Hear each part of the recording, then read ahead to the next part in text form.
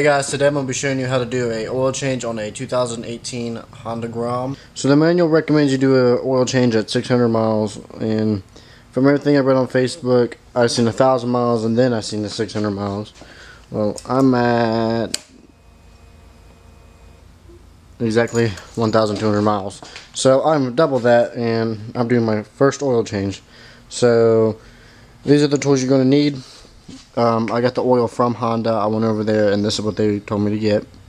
So I got the GN4 4-stroke 10W30. I got blue shop rags. They are lint free. I just have brake cleaner laying around in the garage, so if it is dirty in there, I'm going to clean it. I got blue Loctite because you want to Loctite the oil spinner bolts. Then you're going to need a ratchet, some extensions, a 3/8 to 1/4 inch adapter, an 8mm, 10mm, 12mm, 17mm, and a 19mm, and some needle nose pliers. So I'm gonna start off. You do not have to do this, but it's gonna make it a lot easier by taking off these two bolts right here and this one right here and just moving it out of the way. This is a 12 and a 12, and that's a 19.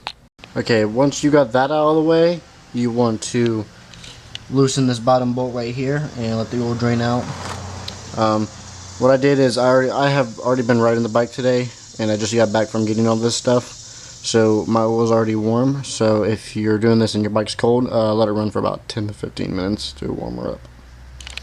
Okay, so I just undid the oil plug and let all the oil drain, and what happened is when I tilt the bike back, a lot more oil comes out. So be sure whenever you do this to like shake your bike a little bit, because it get all the oil.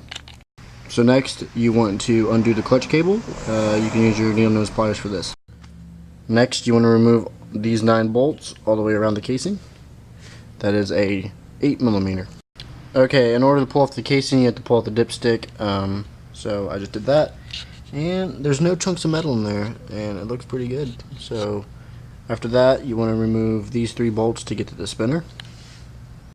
Alright, so after 1,200 miles, this is what the inside looks, all covered in gunk. So next you want to pull out the little filter and clean it off. Okay, now you can put the oil spinner back on, and each bolt put a dab of blue Loctite on it, and make sure you put the gasket back in. Okay, after you put the Loctite on each of the 3 bolts, you can put the casing back on. I cleaned out the casing a little bit. There's a little bit of oil in there. I just wiped it out. So you can tighten the 8 bolts back down and put the cable back in its little linkage. Put the rear set back on. Make sure you tighten down all them bolts, and you are ready to go.